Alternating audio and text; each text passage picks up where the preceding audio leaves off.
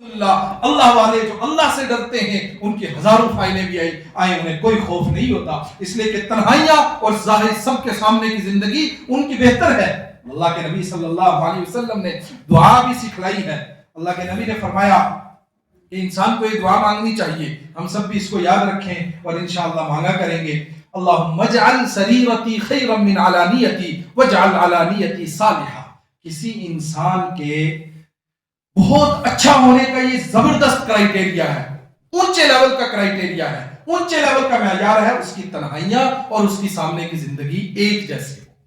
یہ کوئی معمولی بات نہیں ہے۔ اللہ کے نبی نے فرمایا یہ دعا مانگا کرو، کیا؟ اللہم اجعل سریرتی خیرا من علانیتی، دہرائیں آپ بھی میرے ساتھ، اللہم اجعل سریرتی خیرا من علانیتی۔ مجلس ہے نا، ہم کچھ لے کر کے جائیں، کچھ سیکھ کر کے جائیں، صرف تقریریں سننا اور سنانا تو مقصد نہیں ہے۔ اللہ کرے آپ کوئی نئی بات لے کر کے جائیں جس کو پلے باندھے، اور آپ کی برکت سے اللہ مجھے بھی عمل نصیب فرما دے، ہماری یہ مجلس انشاءاللہ کامیاب ہے۔ تو دہرائیں میرے ساتھ اس کو، اللہم اجعل سریرتی خیرا من علانیتی واجعل علانیتی صالحہ۔ کیا مطلب؟ اے اللہ میری تنہائی کی زندگی کو باہر کی زندگی سے اچھا بنا دے۔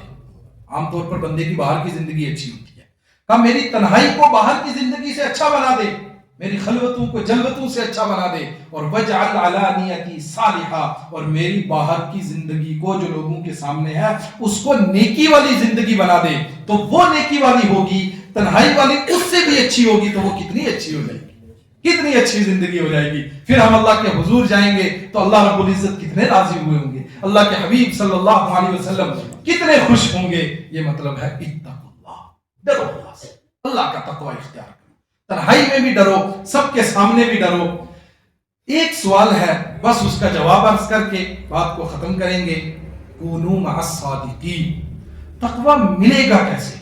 انسان کے اندر یہ خوف خدا آئے گا کیسے؟ انسان کو یہ ڈر نصیب کیسے ہوگا؟ کہ کونوا مع الصادقین، سچوں کے ساتھ ہو جاؤ، سچوں کے ساتھ ہو جاؤ، تقوی نصیب ہو جائے گا۔ عجیب سی بات ہے نا، کہا تھا متقی بنو، تقوی اختیار کرو، اور آگے کہا سچوں کے ساتھ ہو جاؤ۔ کہنا چاہیے تھا متقین کے ساتھ ہو جاؤ تقوی مل جائے گا، لیکن کہا نہیں سچوں کے ساتھ ہو جاؤ۔ کیا مطلب؟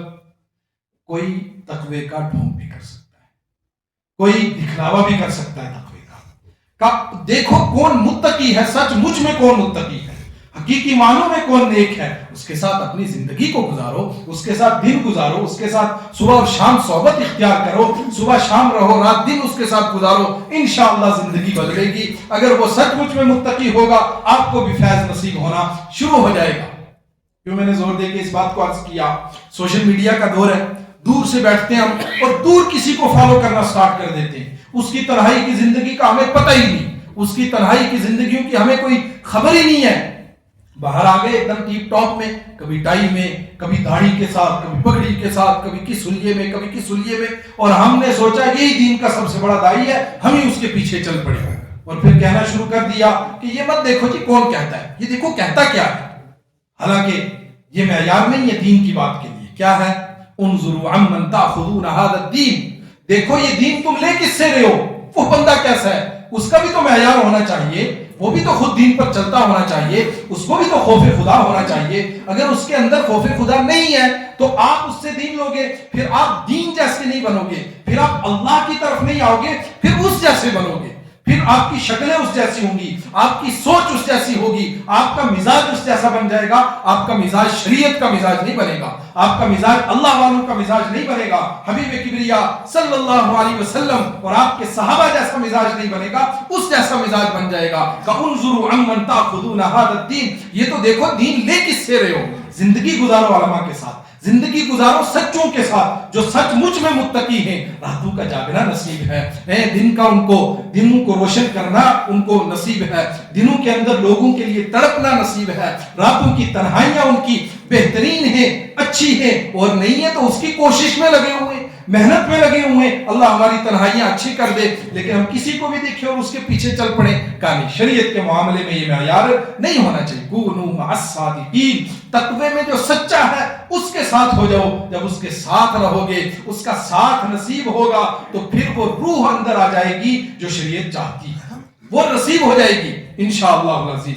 सहाबा किराम का महजाब क्यों सबसे ऊंचा है? बाद के लोग उनसे बहुत नेक भी हैं, नेक इन द सेंस के इबादत गिनती में ज्यादा हैं, बहुत ज्यादा हदीसें भी याद हैं, बहुत बड़ी बड़ी किताबें भी लिखी हैं, लेकिन सहाबा के किसी आखिरी बिल्कुल आखिर में अल्लाह के नबी के हाथ पर जिसने ईमान लाया, सहाबी बना, उसके मकाम को भी हजारों इमाम बुखारी और इमाम हनीफा नहीं पहुंच सकते। क्यों?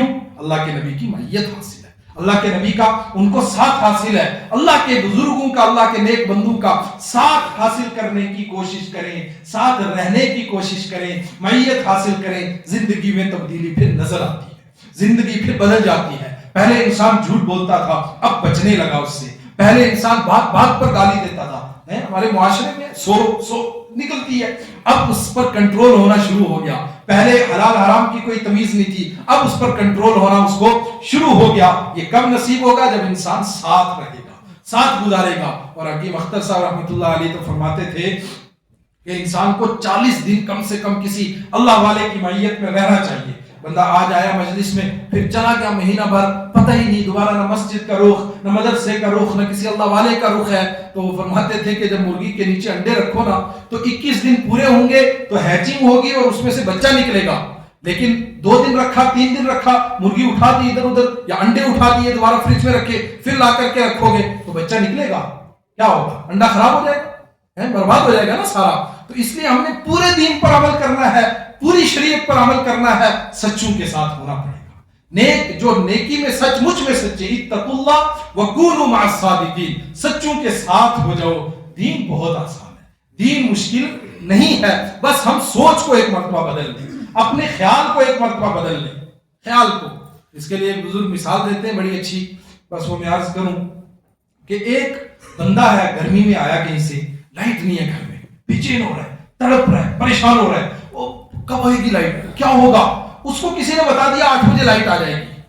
अगरचे उसके हालात नहीं बदले, लाइट अभी भी नहीं है, लेकिन उसका ख्याल बदल गया, 8 बजे आ जाएगी, कुछ ना कुछ उसको इत्मीनान हो जाएगा, कुछ ना कुछ वो ठंडा हो जाएगा, वो बैठ जाएगा चुप करके, यार चलो 8 बजे तो आ जाएगी। लेकिन उसको पता ही नहीं कब आएगी, वो तड़प रहा है, वो परेशान हो रहा है। का हालात का बदलना कोई जरूरी नहीं है, ख्यालात बदलो। ये जुबान छोटी सी होती है, मुंह के अंदर इतने दांत हैं, और कितने तेज दांत हैं, बिल्कुल नोकीले दांत हैं, गोश्त को भी चीर देते हैं, कपड़ा फाड़ना है उसको भी फाड़ सकते हैं। और दांतों के बीच में जुबान बिल्कुल नाजुक सी है, बिल्कुल नरम सी है। अब जुबान कहे कि इतने सख्त दांत हैं, इनके बीच में मैं अपना काम कैसे करूं? वो करती है, वो करती है, वो शिकवे नहीं करती, वो शिकायतें नहीं करती। मुलाजमत सख्त है, कारोबार सख्त है, काम सख्त है, पढ़ाई का बोझ है, ना ना। अपने लिए बंदा, अपने दीन के लिए बंदा अगर ख्याल बदल ले, तसव्वुर को ठीक कर ले, वक्त निकल जाता है। प्रायोरिटीज का मसला है आज के दौर में, से तरजीहात का मसला है कि बंदा पहली तरजीह देता किस चीज को है, फर्स्ट प्रायोरिटी पे रखता किस चीज को है। और आज कोई मुश्किल नहीं है, एक बंदा आपको फोन करता है और आपको कहता है फलां जगह जाना, आपका उसके साथ दिल नहीं लगता, जी मैं बिजी हूं, ये काम है वो काम है। दूसरा बंदा करता है जिससे आपका मिजाज मिलता है, फौरन तैयार हो जाते, चल पड़ते।